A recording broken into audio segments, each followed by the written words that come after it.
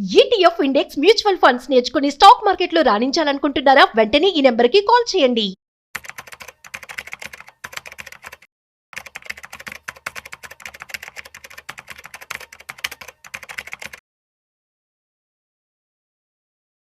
Entire banking సెక్టార్లో ఏ bank కూడా ఇవ్వనటువంటి ఒక అద్భుతమైన ప్రమాద బీమాను తీసుకొచ్చింది ఎస్బీఐ. ముఖ్యంగా ఎస్బీఐ యూజర్లందరికీ కూడా ఇది ఖచ్చితంగా ఉపయోగపడుతుంది. మీరు ఎస్బీఐ అకౌంట్ హోల్డర్ అయితే చాలు, ఖచ్చితంగా ఈ ప్రమాద బీమాని మీరు ఇమ్మీడియట్గా ఇప్పటికిప్పుడే మీరు ఖచ్చితంగా దానికి అప్లై చేయండి.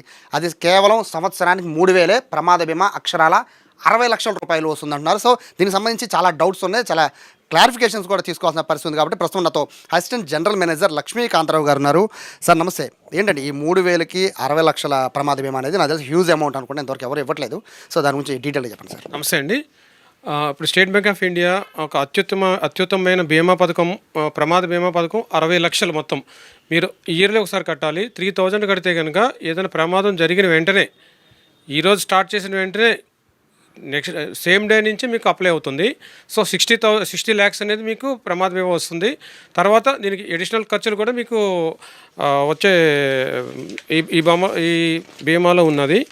ఆ ఖర్చులు ఏంటంటే children education cover up to 20,000 వస్తుంది. తర్వాత ఫ్యూనరల్ ఎక్స్పెన్సెస్ 10,000 వరకు వస్తుంది.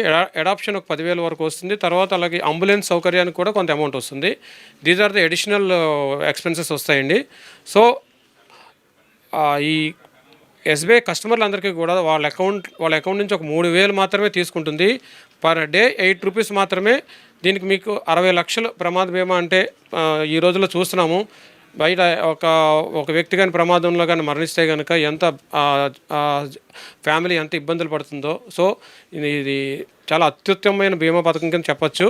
కొన్ని డౌట్స్ ఉన్నాయి సార్. ఇప్పుడు సంవత్సరానికి 3,000 అంటున్నారు. అంటే 3,000 ఒకసారి కట్టాము. సో ఇప్పుడు నేను ఇవాళ 3,000 కట్టాను సార్. సో ఇప్పుడు నేను బయటికి వెళ్ళాక నాకు యాక్సిడెంట్ అయింది.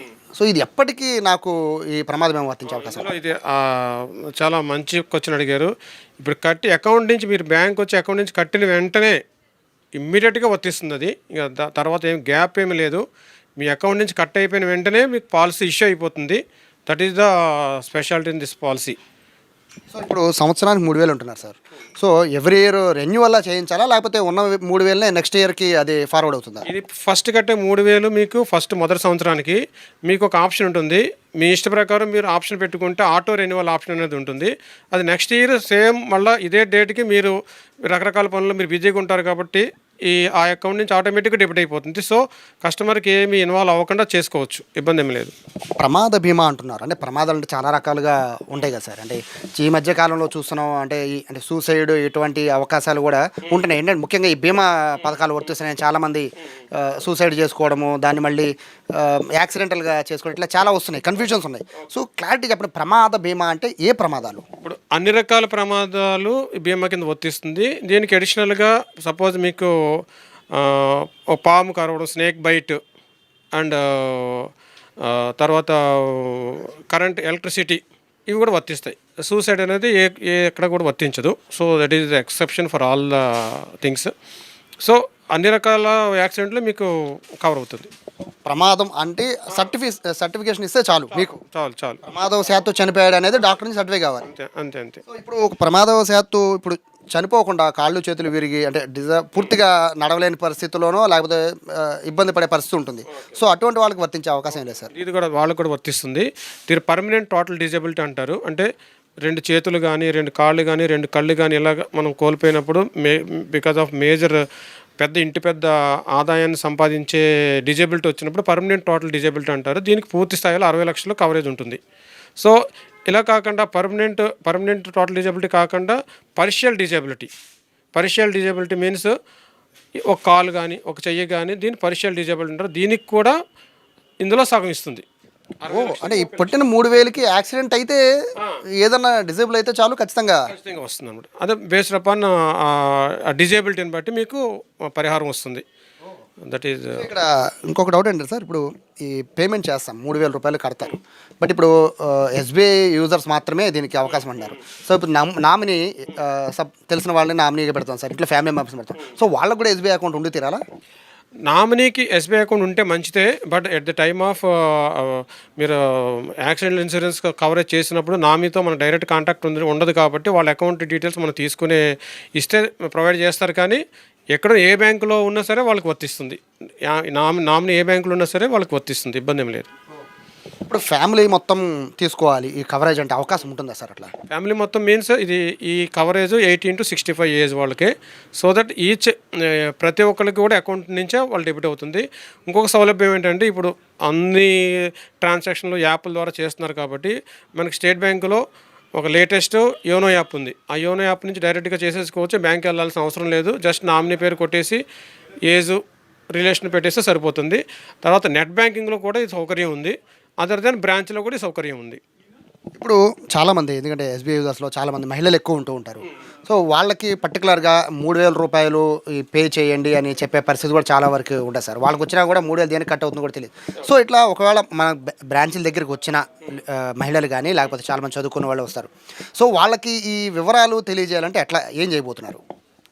మేము వైడ్గా బ్రాంచ్లో కూడా మేము అవగాహన అందరు స్టాఫ్ దగ్గరికి వచ్చిన కస్టమర్ల దగ్గరికి అందరికి కూడా మేము చెప్పిస్తున్నాము.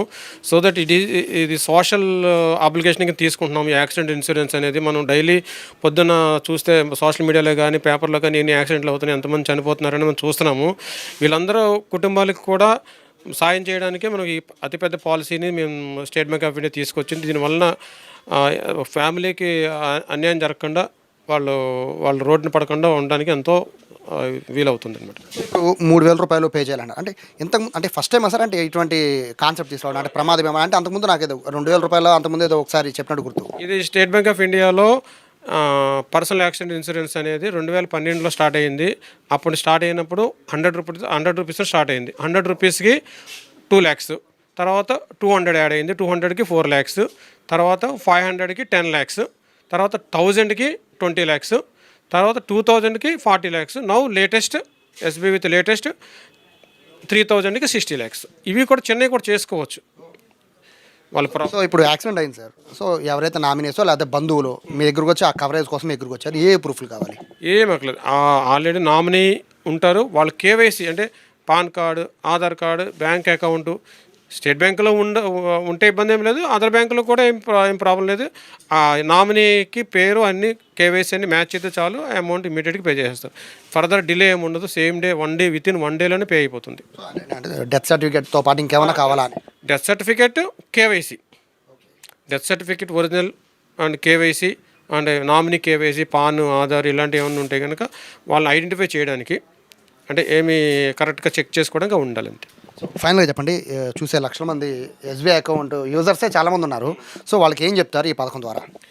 స్టేట్ బ్యాంక్ ఆఫ్ ఇండియా ఈ అత్యున్నతమైన ఈ personal accident insurance 60 lakhs. This is ఇండస్ట్రీలోనే highest amount in the banking industry.